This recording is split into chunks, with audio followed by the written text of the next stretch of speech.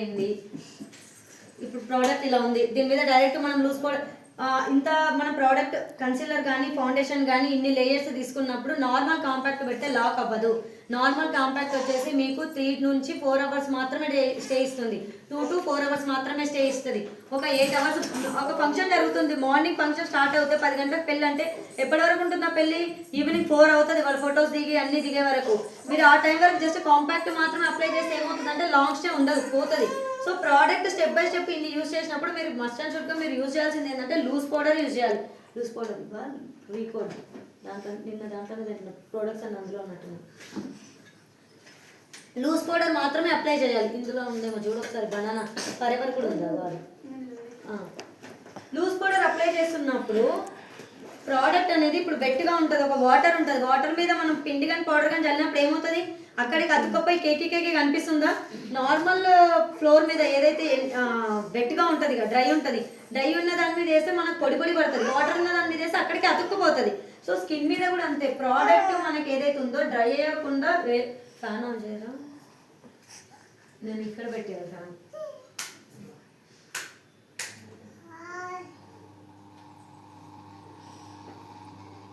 So blending ఎక్కువ blend కూడా ఎందుకు చేస్తున్నామంటే ఫేస్ మీద ఉన్న ఎక్సెస్ ప్రోడక్ట్ అంతా బ్లెండర్ తీసుకుంటుంది.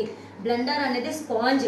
బ్రష్ అంటే మనకు లోపల, ఇంకోటి మనం బ్రష్కి తీసుకుంటే కూడా లోపలికి వెళ్ళిపోతుంది అనుకుంటాం, కానీ ప్రోడక్ట్ అసలు లోపలికి వెళ్ళదు. బ్రష్లో ఎక్సెస్ ప్రోడక్ట్ తీయాలంటే ఇది తీయదు బ్రష్. కాబట్టి ఇవి ఏవైతే ఉన్నాయో ఈ పార్టికల్స్ ఇవి బ్రష్ని లాక్కోవన్నమాట. ఇది వచ్చేసి మెత్తగా ఉంటుంది, స్పాంజ్.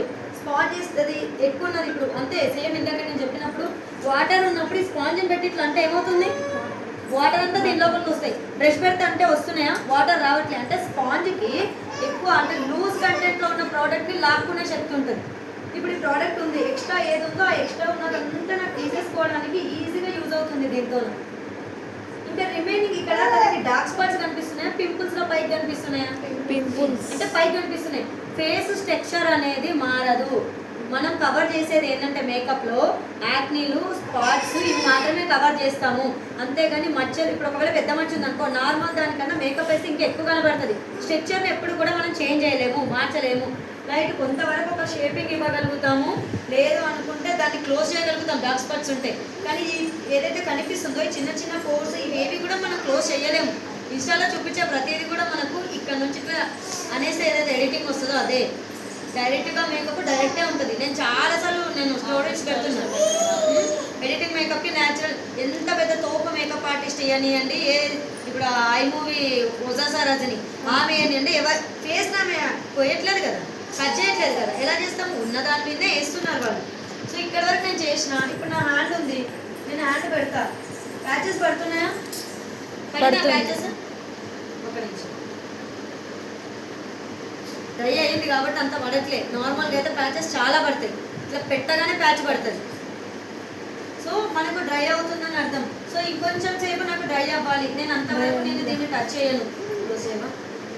నాకు ఇంకా ఫేస్లో చాలా వర్క్ ఉంది. ఐ షాడో చేసుకోవాలి, ఐబ్రో చేసుకోవాలి, లైనర్ చేసుకోవాలి, లిప్స్టిక్ చేసుకోవాలి. ఇవన్నీ చేసుకునేంత వరకు కూడా నా ఫేస్ డ్రై అయిపోతుంది. ఇంకా నేను లూజ్ పౌడర్ వేసుకున్నప్పుడు ఇంకా నీట్గా వస్తుంది. సో నేను ఇప్పుడు ఇది వదిలేస్తా. ఇది వదిలేసి నెక్స్ట్ స్టెప్ ఏడికి వెళ్తున్నా? ఐ షాడోకి వెళ్ళిపోతా. ఐ షాడో కూడా మెయిన్గా వేసుకోవాల్సింది కదా. ఒక బ్రైడల్ ఐ షాడో వచ్చేసి మీకు ఏ కలర్లో తీసుకోమని చెప్పా? నిన్న అంతా చెప్తూనే ఉన్నా. శారీని బట్టి కానీ లేదు అనుకుంటే నార్మల్ గోల్డ్ శారీ కట్టే అలా ఉంది అనుకున్నాం. సో దీంట్లో వచ్చేసి నాకు రెడ్ అండ్ బ్రౌనే ఉంది. నేను ఈ రెడ్ అండ్ బ్రౌనే తీసుకుంటాను. అది కూడా డబల్ షేడ్ తీసుకుంటున్నారా, సింగిల్ తీసుకుంటున్నారా ఒకసారి చూసి ఐబ్రో